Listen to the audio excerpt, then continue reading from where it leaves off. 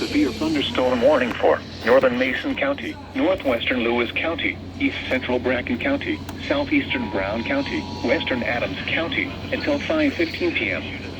At 4:37 p.m., a severe thunderstorm was located over Higgins Port, moving east at 50 miles an hour. Hazard, 60 miles an hour wind gusts. Source, radar indicated. Impact, expects damage to trees and power lines.